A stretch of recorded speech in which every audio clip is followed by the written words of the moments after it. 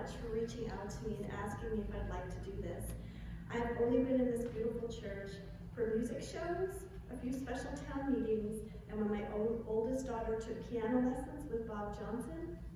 Truth be told, and I really do feel compelled to tell truth today, considering where I'm standing, this is out of my comfort zone. I'm not used to attending church, let alone standing here. Put me in front of preschoolers, searching for toads, third graders bird watching, or even middle schoolers, and I know what to do. I'm totally fine sharing a PowerPoint about my love of slugs to anyone who might listen, or teaching a graduate class on animal tracking, but this is new terrain for me. But standing here on Sunday morning, I'm doing a lot of deep breathing, a little bit of sweating, and I apologize if my voice sounds just a bit shaky. There's something really significant about being in a spiritual sanctuary like this. I feel like I should say something profound and something that makes you feel like your heart opens, or maybe at least laugh. So I thought I'd tell a few naturalist jokes to help me feel more relaxed. So a dung beetle walks into a bar and says, "Hey, is this stool taken?" Just one more. A climate scientist and a climate change denier walk into a bar. I don't know why all my jokes have a bar in it. The denier says, "Bartender, show me your strongest whiskey." And the bartender says, "Oh, this one's 95% alcohol." The denier slams his fist and leaves the bar in a hurry. The scientist says, "You know, that's the problem with these guys. You show them the proof and they still don't buy it." This isn't the Hancock talent show. Okay, no, for real. I do have some important thoughts to share with you on this beautiful Sunday morning. I want to talk about something fundamental to humans. To start the conversation, I want to share a scene from this past winter, but it could really be today, tomorrow, or any other day. And it goes like this. Psh, psh, psh, psh. We sit in frozen ground and we call that noise over and over. We can feel the cold spray of psh in the distance. I heard a few black cat chickadees and gathered the group to try our luck at calling them closer. It worked. We sit still talking to the chickadees, looking at them eye to eye, our breath mixing with their breath like some whispered secret. It is a bone-cold day in December, windy and gray, and I'm surrounded by a tight little huddle of third graders. I look at their young faces, red-cheeked and mouths open. They are frozen, but not by the cold. Rather, they're in the moment. We have lost track of who we are, forgotten ourselves in an instant, and even our icy breath seems still. We have become chickadees. All around us, perched and curious, are these small, sturdy birds.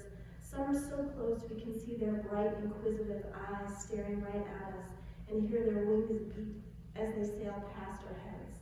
We have called them in, or perhaps they've called us in. The line between us is fuzzy, the boundary unclear. We've tried before to join our voices with the animals. At this school, crows, they never respond, blue jays just scatter, and the cicadas just sing right over us. But this never stops us. The language we speak, whether it's chickadee, blue jay, or cicada, or even owl, is really the language of hope.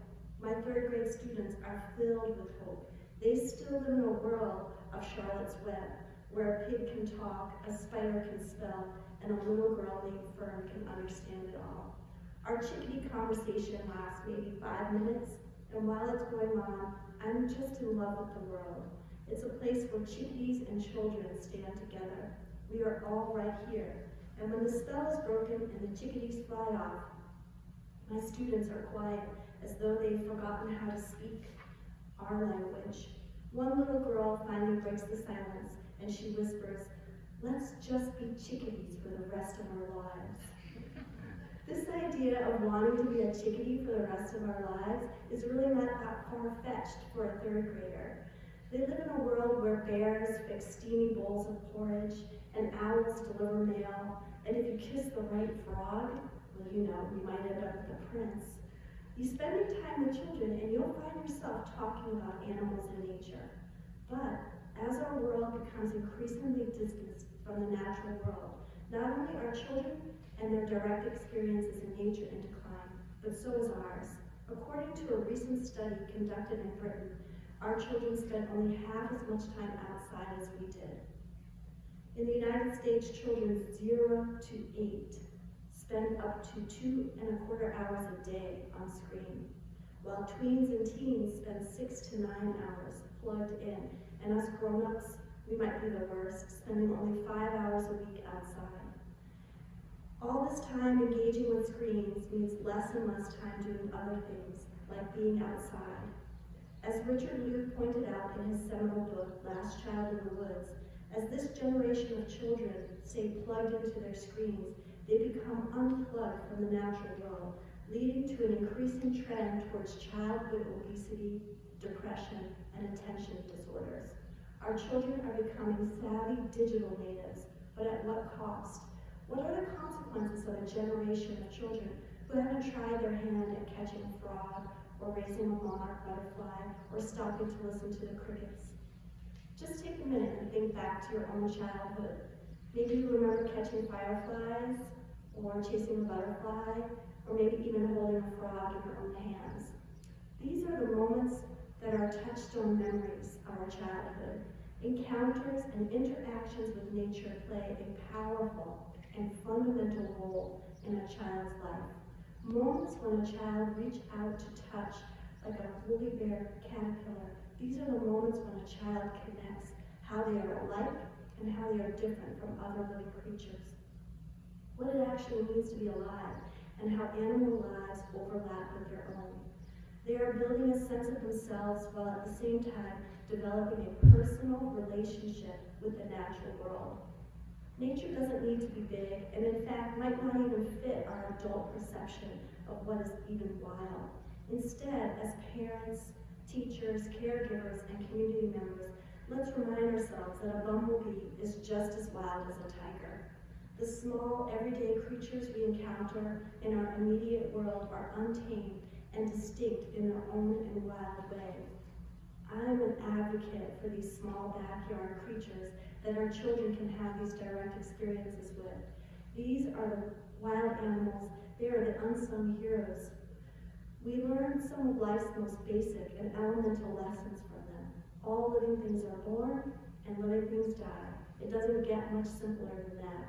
The dead snake in the road shows one pig, while the nest of baby robin shows another. According to author and biologist E.O. Wilson, the creator of the biophilia hypothesis, this predisposition humans have towards all living things is natural and completely expected. It's part of our evolutionary legacy. We are hardwired to be intimately focused on the natural world. Our survival depended on it, and we have continued to carry this interest into our modern lives. Whether it is a worm or an eagle, humans have a need to connect with their extended family of life. Current research suggests that when children have these experiences, they develop attitudes, affections, and interest in the natural world that go forward with them into adulthood.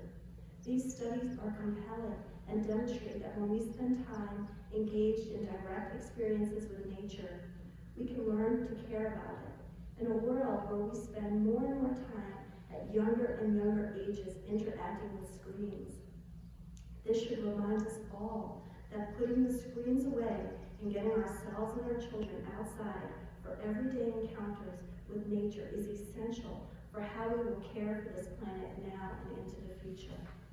The extinction of experience is a phrase coined by butterfly researcher and author Robert Michael Pyle. He proposes that people, particularly children, are becoming more and more alienated and separated from the natural world. As it turns out, this loss of connection is not healthy for us. We actually thrive when we're out in nature. Our blood pressure drops, our stress hormones reduce, and we are more physically active. We all report a sense of more positive sense of well-being. I know that you all know what I'm talking about. I know that you felt that and feel it. Being outside is good for humans, but it is also good for the natural world. Without time outside in the natural world, forming attachments and relationship with the wild world around us we are losing the thread that binds us together. How can we expect a child to care about something if they've never had any experiences with it? Hands-on, senses open, and direct experiences with nature are not just nice things to have.